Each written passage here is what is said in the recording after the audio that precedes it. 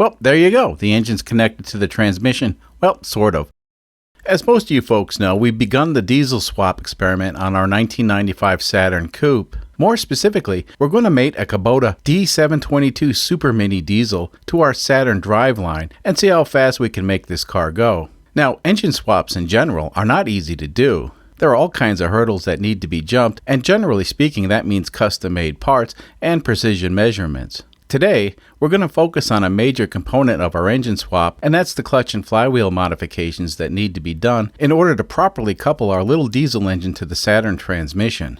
In a previous video, we took this engine out of its 9-year hibernation and got it running for the first time since it left the factory in Osaka, Japan. Thankfully, Osaka is one of the few Japanese words I can more or less pronounce. Let's be glad that the engine wasn't built over in this neck of the woods. Let's see... Don't do it!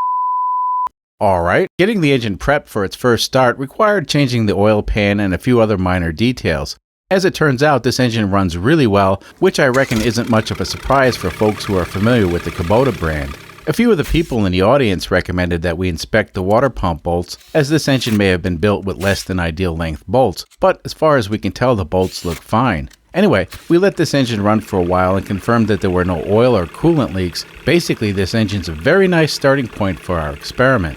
So the D22 engine that we're going to be using is a 3-cylinder 20 horsepower motor that's mostly used in industrial applications. However, we did find that this engine is used in a series of lawnmowers manufactured by Grasshopper. Now, Grasshopper's calling it a 719cc liquid-cooled Kubota clean diesel. So after a bit of research, we discovered our D722 engine is not 722cc and it's only 719cc.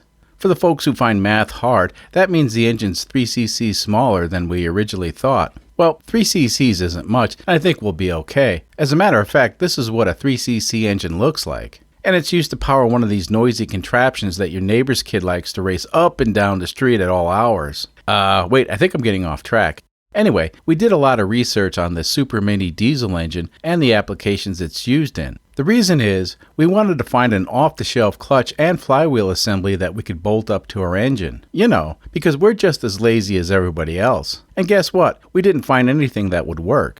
Our biggest problem was, everything we found for the Kubota engine was tiny. And that's fine. You see, this engine isn't necessarily very powerful, but at the same time, we couldn't come up with a clutch disc that would work on the Saturn transmission and fit the Kubota flywheel and pressure plate. Another solution was to mate the Saturn flywheel and pressure plate to the Kubota engine. But that turned out to be a real problem. Now, when I say it's a problem, well, it's a problem. But it's not an unsolvable problem. The reason we deemed this to be a problem was changing the flywheel also means changing the starter motor. And on a Saturn, the starter mounts to the engine block. Overall, that just adds another level of complexity that we hadn't counted on. Now, don't get me wrong, I'm sure we could have worked it out with a CAD program, but we're trying to do this swap without the aid of CAD. Well, mostly.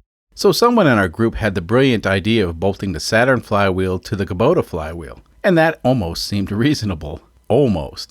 Anyway, with the two flywheels bolted together, we could retain the Kubota starter and use all the OEM clutch components for the Saturn. Well, this idea seemed simple, and after doing some basic measurements, it appeared it would actually work. The only issue we had was the Saturn flywheel would need to be modified, and it's important to keep everything perfectly centered and balanced. I hate to admit it, but that's beyond the capability of our humble little machine shop. So, I reached out to my buddy Scott and Elion over at Central Welding in Hutchinson, Kansas.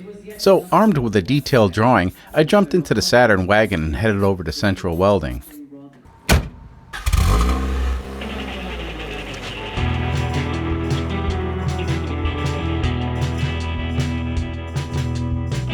Right away, Elion spotted a few problems with my design when he transferred the very detailed cartoon into a real CAD drawing. The best part is, he had a solution.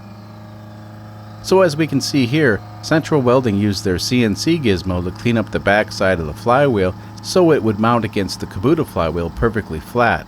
This section here protrudes a bit, and it's used to locate the Saturn flywheel exactly in the center of the Kubota flywheel. The problem Elion discovered was, this section was going to be a bit on the thin side, so before they started machining the flywheel, they built up the surface on the opposite side. Stuff like this is so cool. Anyway, most of this stuff's going to get hogged out in the next operation. However, since they built up the surface on the other side, we'll still have enough material to locate the two flywheels together. Now, keep in mind, the area they built up is non-structural, and it's just to keep the two flywheels aligned once they're bolted together. So fast forward a bit, now we have the finished flywheel. As you can see here, they machined all new mounting holes in the thicker section. And this area here is the part they built up, and of course they machine all the pretty welds perfectly flat. So getting something like this done is actually reasonable as far as price goes, but I was able to offset the price even further by including two highly coveted robot Cantina coffee cups. Yeah, buddy, these coffee cups are better than money sometimes. Someday when I get my act together, I'll make these available for everybody else, but for now, there's only a few lucky individuals who have them. So let's assemble all these parts and see if it'll actually work. This is the transmission we're going to use, and as you can see, it's mounted to a wooden fixture, and that's so we can work on it easily. Also, the transmission's mounted in a vertical position, and again, that's so it's easy to work on. Just for reference, this shaft here is normally horizontal when the transmission's in the car. This is the clutch fork, or sometimes known as the release arm, and it gets connected to the clutch pedal inside the car. In our case, the arm's connected to the pedal via a simple hydraulic system. Some cars use cables, and others use linkages. Over here is the release bearing, and that provides a way to transfer the movement from the clutch fork to the pressure plate. Alright, so first we're going to put the pressure plate in position. Now, this is an approximate position and it won't be perfectly centered. So when we spin the pressure plate, it has a wobble, but no worries, we're just loosely assembling stuff.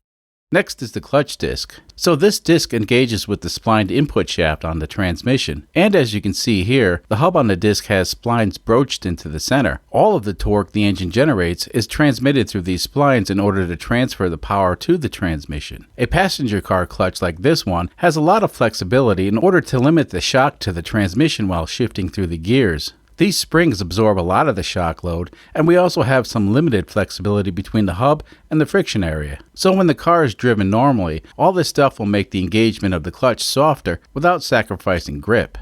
Next, we'll loosely install the modified Saturn flywheel. Normally, the pressure plate bolts up to the flywheel, but for now we just want to check some basic measurements. Let me get a straight edge to check how much this stuff protrudes past the bell housing. Looks like we're about a ½ inch or about 12 millimeters past the bell housing. This is going to make things complicated but not impossible. And something else to consider, once the flywheel and pressure plate are bolted together, this will reduce how much this stuff protrudes past the bell housing. Let's stack the Kubota flywheel on this pile and see how much more things are going to get complicated. Yeah, it's going to take some clever fabricating to make all this stuff fit, but once again, it's not impossible. I reckon we also need to test fit all this stuff on the engine, so let's do that.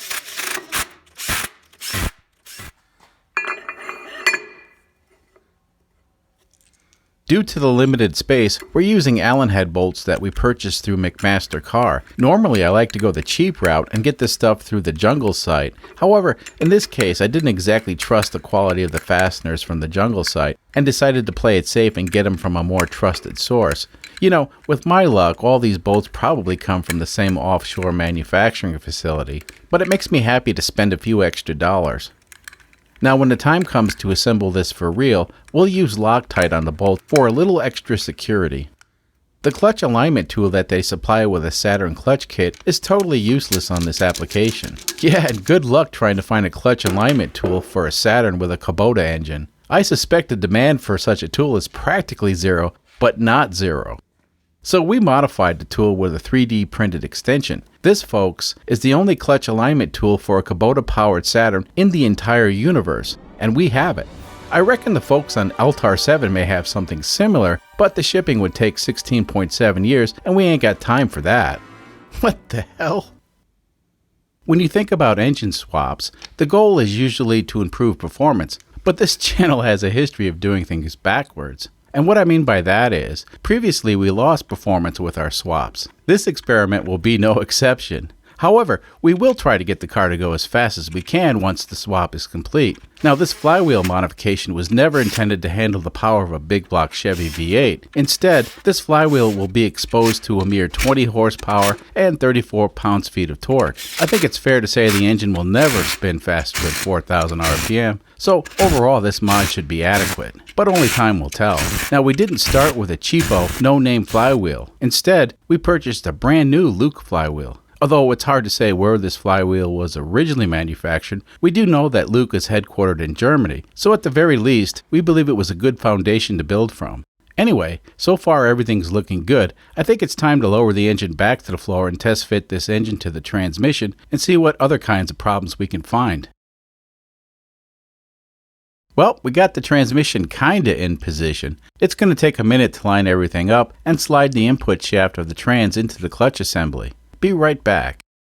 Well, there you go. The engine's connected to the transmission. Well, sort of. Obviously, we still need to fabricate an adapter so we can actually bolt the two together, but for now we have an opportunity to get an idea what needs to be done. Let's take a closer look. Now, I was definitely expecting that the adapter we're going to need to fabricate was going to be awkward. But so far I don't see anything we can't build in our own shop. Yeah, it's going to be difficult, but the good news is, by the time you see this video, we'll probably have the adapter already finished. It's amazing how stuff works on the internet. Anyway, I do see a minor problem. It's possible the axle shaft coming out of the transmission may get dangerously close to the oil filter. I think it'll probably clear, but the good news is, this engine has provisions to relocate the oil filter on the other side. And since the current location of the filter is on the back side of the engine, it's probably a good idea to move the filter to the front side of the engine for easier access. So whether or not we have an axle clearance issue makes no difference. I think since we have the opportunity to mount the filter on the front side of the engine, we should do that just for the ease of maintenance.